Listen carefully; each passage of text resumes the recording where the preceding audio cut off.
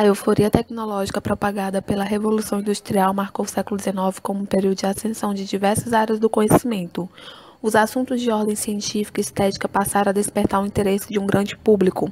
Várias nações criaram instituições que buscavam o desenvolvimento de estudos em prol do progresso da ciência. Nesse mesmo período, o termo cientista foi cunhado e a obra A Origem das Espécies, de Charles Darwin, ganhou popularidade. Nesse século, são notórias as tentativas de sistematizar diversas áreas do saber. Escolas politécnicas, museus, sociedades científicas e grandes gênios fizeram com que os 800 fossem contemplados pela euforia do saber técnico. As ciências exatas ganharam grande impulso na medida em que o desenvolvimento tecnológico vinculava-se com o desenvolvimento industrial. A física, a química, matemática e a metalurgia foram as principais áreas de desenvolvimento científico. Influenciadas por essas mudanças, as ciências humanas também observaram o surgimento de novas áreas como a sociologia e a psicologia. Jean Bernoulli foi um matemático suíço. Estudou inicialmente medicina. Seu irmão Jacob Bernoulli ensinou-lhe matemática. Com seu irmão Jacob, desenvolveu trabalhos que precediam em muito cálculo.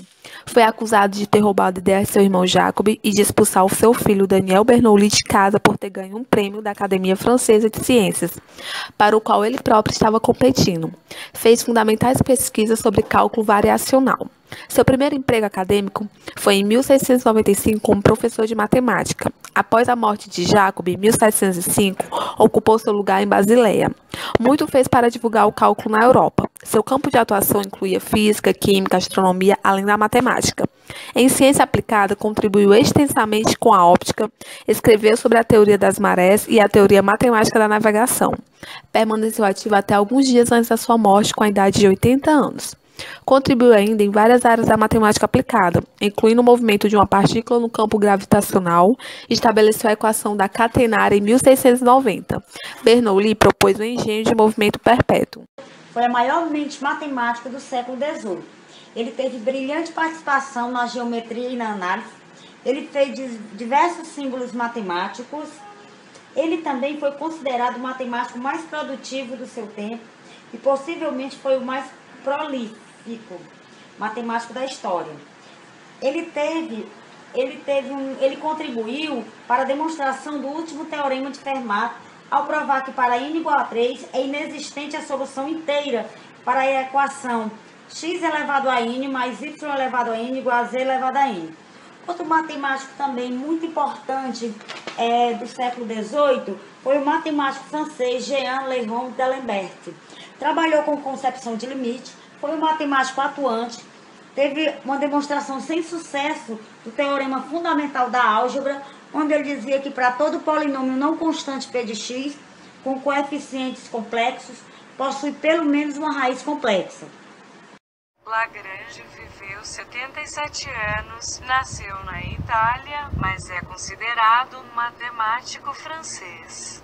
Foi em Paris que ele trabalhou na reformulação do sistema de pesos e medidas e trabalhou como professor e auxiliou na produção de textos para os novos programas das escolas. Seus principais trabalhos foram na área das funções analíticas e na mecânica. Cauchy, um dos matemáticos mais destacados do século XIX, viveu 68 anos, formou-se em engenharia civil, iniciou sua vida profissional na construção de uma base naval. Após uma doença, voltou a Paris, onde abandonou a engenharia e resolveu dedicar-se à matemática. Foi um dos precursores da análise matemática. Foi responsável por formular e demonstrar de maneira rigorosa resultados do cálculo infinitesimal e pelo desenvolvimento da teoria de funções complexas. Carl Frederico Gauss criou aos 7 ou 8 anos a forma da sonda progressão aritmética. Veja as informações complementares abaixo. Apresentou contribuições importantes na álgebra, ao descobrir onde estava exatamente o asteroide Ceres. O asteroide Ceres apareceu entre os dias 25 de novembro e 31 de dezembro de 1801, e diferentes países conseguiram avistar Ceres. Gauss criou o método dos números quadrados, que resultou numa equação de 8º grau. Interesse pela geodésia. A geodésia é o termo que possui 3 aplicações, o que varia seu estudo. Na geografia, que analisa a representação do planeta de forma total ou parcial. Na matemática, estuda as superfícies curvas. Na física, que representa o estudo da trajetória de um móvel ou corpo numa linha reta. Entre 1822 e 1823, Gauss contribuiu com extenso trabalho aplicado na triangulação com a investigação teórica. Gauss determinou o tamanho e a forma aproximados da Terra com a utilização do método dos números quadrados e de um heliótropo, instrumento que reflete o raio solar a grande distância e que se destinava a traçar raios luminosos retos sobre a superfície da Terra. A evolução da geometria. Cientista e matemático Gaspard Monge, criador da geometria descritiva. Monge produziu o texto Geometria Descritiva, que tinha como objetivo representar com exatidão em desenhos bidimensionais objetivos tridimensionais, definidos rigorosamente. Segundo objetivo, reduzir da descrição exata dos corpos às propriedades advindas de suas formas e de suas posições respectivas. Sua teoria de Monge, buscar oferecer procedimentos para aplicar a geometria à resolução de problemas de natureza práticas. Jean Victor Poncelet, aluno de Monge, renovou a geometria projetiva da Desarques, oficial do Exército. Desenvolveu suas ideias sobre geometria enquanto prisioneiro em um campo russo. Ele foi o primeiro matemático a tratar a geometria projetiva como um ramo autônomo da geometria, renunciando ao uso de coordenadas e às técnicas de geometria analítica. Poncelet desenvolveu o método geral, em que distinguiu as propriedades métricas.